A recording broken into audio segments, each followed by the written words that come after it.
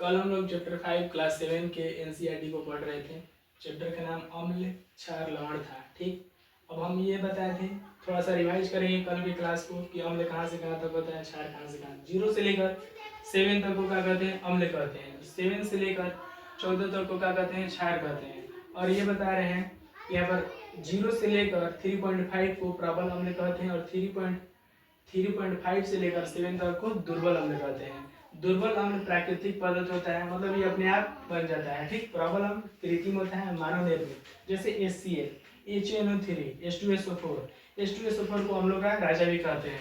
ठीक, अब यहाँ पर बताएंगे प्राकृतिक सूचक क्या क्या होता है, जैसे हल्दी, लिटमस, गुड़हल की पंखुड़ियाँ, जिसको आमतौर पे लोग ये भी बोल देता है कि गुड़हल की पंखुड़ियाँ है। ठीक, लिटमस रोसेला लाइकेन से प्राप्त होता है। रोसेला एक पौधा है, ठीक, उससे क्या सा प्राप्त होता है, लिटमस प्राप्त होता है। रोसेला से क्या प्राप्त होता है, लिटमस। ठीक, एग्जाम में क्वेश्चन आएगा कि रोसेला लाइकेन से क्या प्राप्त होता है, तो लिटमस प्राप्त होता है।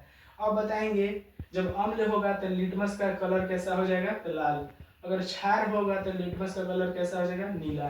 ठीक, अब बताएंगे यहाँ पर एक्वारेजिया, दो पॉइंट बताएंगे। एक्वारेजिया, ठीक, एक्वारेजिया को अम्लराज भी कहते हैं, जैसे HCl प्लस HNO3, इसका अनुपात कितना होता है, 3:1 होता है। ठीक, अम्लों का राजा H2SO4, इसको कारों की बैटरी में प्रयोग किया जाता है। इसलिए प्रयोग किया जाता है अम्लों का राजा H2SO4 को, क्योंकि कार की बैटरी में इसको ऊर्जा मिले और फिर कार चल सके। अब दो नोट है, जैसे अम्ल नीले लिटमस को क्या कर देता है, लाल कर देता है। ठीक, क्षार क्या करता है, लाल लिटमस को नीला कर देता है। उड़हुल के पुष्प, अब ये क्या करता है, जैसे लिटमस के बारे में बताएं कि अम्ल क्या करेगा, नीला को लाल करेगा, क्षार लाल को नीला करेगा। उसी प्रकार बताया गया है कि उड़हुल के पुष्प ये क्या करता है, अम्ल में क्या करता है, गहरा गुलाबी कर देता है।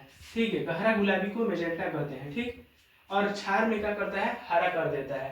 ठीक, आज इतना ही रहने देंगे। और ये कोई नहीं बोलेगा कि मतलब क्लास 7 अभी पढ़ रहे हैं कि क्षार को क्यों नहीं डिफाइन किए हैं, क्या कि क्लास जैसे जैसे बढ़ेगा उसमें भी क्षार का डिफाइन करेंगे। ठीक है।